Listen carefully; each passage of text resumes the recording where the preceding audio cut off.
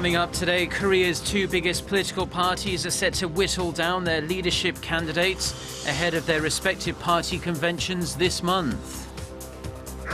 Oxy-Reckitt Benkiso announces its compensation plans for Koreans who died or fell seriously ill after using the company's toxic humidifier sanitizers. Plus, in the race to the White House, a new poll gives Hillary Clinton a slight lead over Donald Trump. Stay tuned for these stories and more.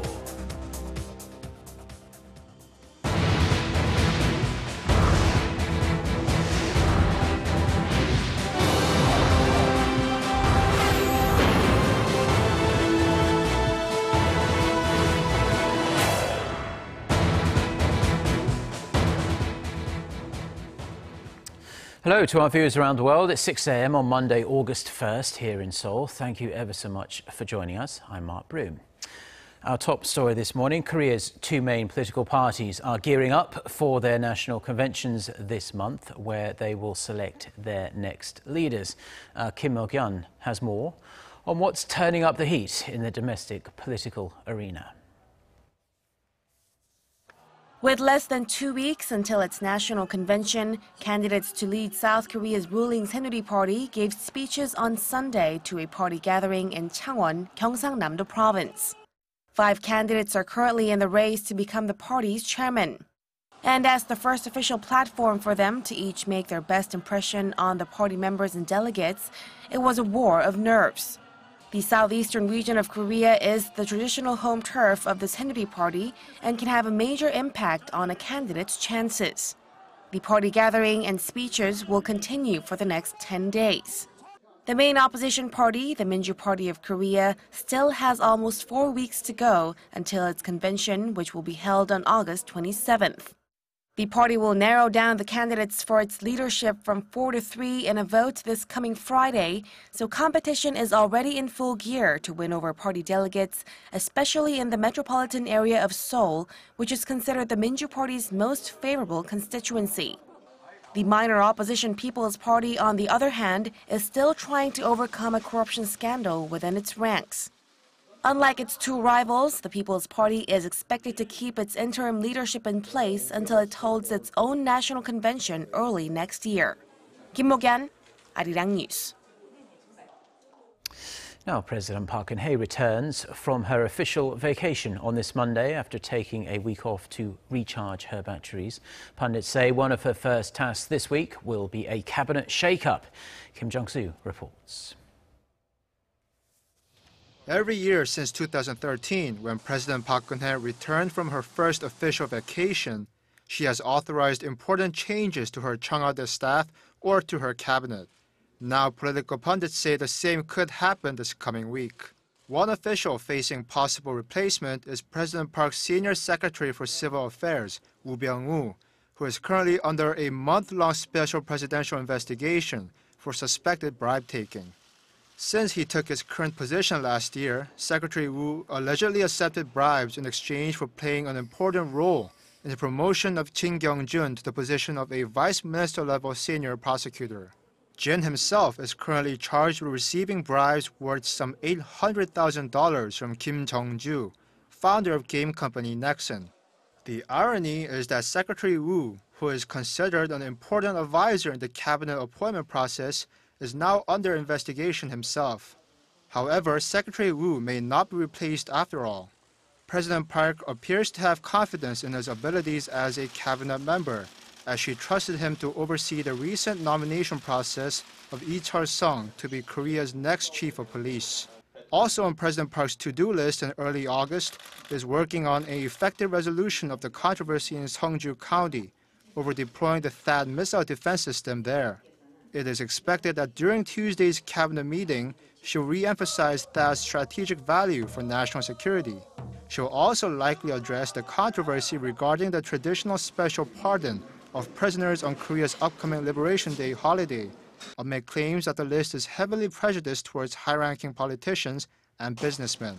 Kim Jung-soo, Arirang News. Now, after deporting North Korean workers, Malta has gone one step further and decided to stop issuing work visas for North Koreans entirely. Now, Malta is not alone. Singapore, one of the few countries that still allowed North Koreans visa-free access, has decided no more. Singapore's Immigration and Checkpoints Authority says North Korean visitors will need a visa to enter Singapore from October 1st. The move is seen as Singapore's implementation of UN Security Council Resolution 2270, imposed following Pyongyang's fourth nuclear test in January and long-range missile launch the following month. South Korea's Foreign Minister Yoon Byung-se said these are clear signs the world is taking steps to clamp down on North Korea for its provocations and human rights abuses. South Korea launched a new foundation funded by Japan to support the survivors of Japan's wartime sexual slavery last week, but Tokyo says it does not consider its funding of the centre as reparations for its past wrongdoings. According to Tokyo-based Kyodo news agency, sources within the Japanese government say Japan does not have any legal responsibility to compensate for the damages it caused during its colonial rule of Korea. The sources cite the Basic Treaty signed in 1965 by both Korea and Japan that normalized diplomatic relations. Kyodo reports that Japan hopes to formalize this understanding with Korea in a diplomatic meeting in August. Now, despite the widely held view among Koreans that Japan should formally apologize and provide reparations, Tokyo has avoided accepting such responsibility. The two countries agreed to create the new centre in December of last year. Now, Oxy Reckitt Benckiser has finalised its plan to compensate those hurt or killed by its toxic humidifier disinfectant and will begin receiving applications for compensation on this Monday. The company says up to $315,000 will be provided to the families of those categorised by the government investigation as classes 1 or 2. That is adults most likely killed by exposure to the said products. Oxy will provide almost $900,000 for infants and children who were seriously affected or died because of the chemicals. However, the compensation package is nearly identical to the one Oxy presented last month, save for one additional compensation of $45,000 if there is more than one victim in the same household. It does not address demands for compensation for victims in categories 3 and 4, those suffering who was deemed less directly connected to the humidifier sterilizer. Now, in much happier news, Korea's main gateway, Incheon International Airport, has set a new record for passengers in a single day, breaking its previous record set just 1 week ago. On Sunday, the number of passengers flying in or out of the airport was over 201,000. In another big landmark, the airport also announced as of Sunday that 500 million air travellers have passed through the airport since it's opened in 2001. Incheon hit the 400 million mark back in 2014 and last year tallied another 50 million.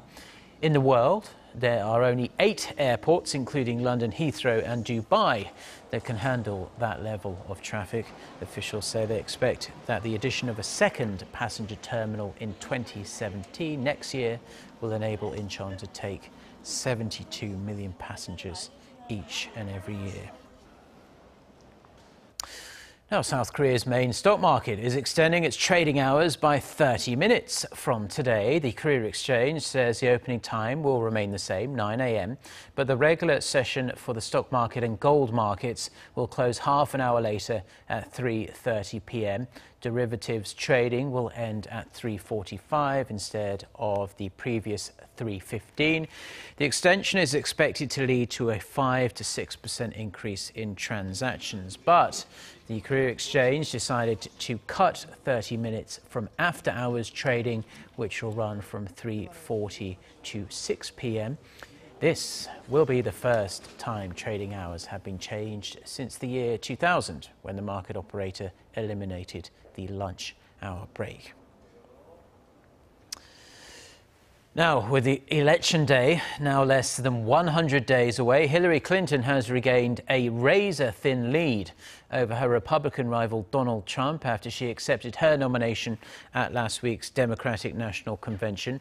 According to a poll published by the Morning Consult on nearly 2,000 registered voters in the US on Sunday, Clinton had a 3-point lead over Trump with 43% and 40% respectively.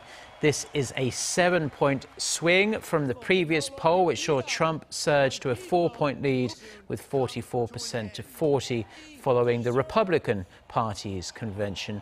The poll also showed that Hillary Clinton made gains with independent voters and with men.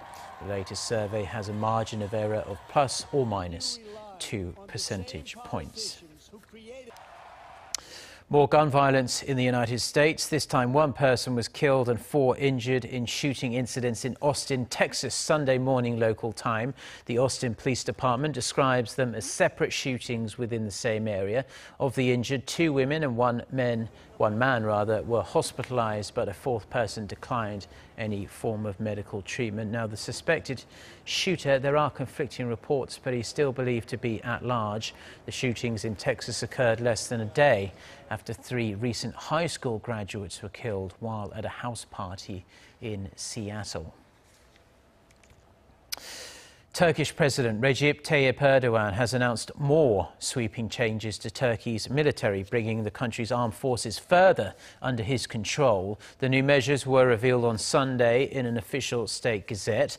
Erdogan dismissed nearly 1,400 military personnel, including his chief military advisor, who was arrested after the failed coup on July 15th. He also ordered all military schools and non-commissioned officer training institutes be shut down, and said he plans to establish a new national defense university to train officers. Following the announcement, thousands held an anti-coup rally in the German city of Cologne on Sunday, supporting their president's decision by waving Turkish flags and holding banners with Erdogan's picture. Now, a groundbreaking study on diabetes has advanced our understanding of the genetic factors that directly contribute to the condition. The research is expected to help advance the development of personalized prevention and treatment options. Our Kim Hae-sung has the details. An international team of researchers has identified 16 specific genes that directly increase the risk for type 2 diabetes and that may now serve as potential drug targets. The study by over 300 scientists from 22 countries, including Korea, analyzed the genetic makeup of more than 120,000 people from Europe, Asia, Africa, and the Americas. The risk genes were similar for the 5 studied races, but 2 specific genes only occurred in Asians. This part of the study was based on data from about 4,000 Asians, and the researchers plan to further study the race for any additional risk genes. The study provides clues for designing suitable treatment methods and drugs according to a patient's gene information. We expect the study to contribute to personalized diabetes treatment and early invention with new drugs. The study was published on July 11th in the scientific journal Nature. Kim Hae-sung, Arirang News. Now, a local research team has developed technology to mass produce a type of algae from Korea's southern resort island of Jeju. And this is just one project in the works to develop new resources from that island. Our Park Se-young tells us more. Spirulina, a type of algae, is one of the oldest life forms on Earth. Usually found in the tropics, it contains various beneficial pigments, including beta-carotene and chlorophyll A. Spirulina can be used to make food, drugs, and cosmetics, and it also has the potential to substitute for over $86 million worth of imports. Now, a team of Korean researchers has developed a technology to mass-produce spirulina using seawater from Jeju Island. By matching the water temperature to an optimal range of 32 to 42 degrees Celsius, the team was able to set up a marine life cultivation system. The new system can boost the production capacity from 8 to as much as 250 times that of existing ones. Jeju is the perfect place for developing products like the famous bottled water brand Samdasu, as we can ensure cleanliness and stability. The research is part of a broader effort to secure useful resources from Jeju Island, which has seen its surface sea temperature rise 1.5 degrees over the last 3 decades, bringing rapid changes to its marine ecosystem. Park Se-young, Arirang News.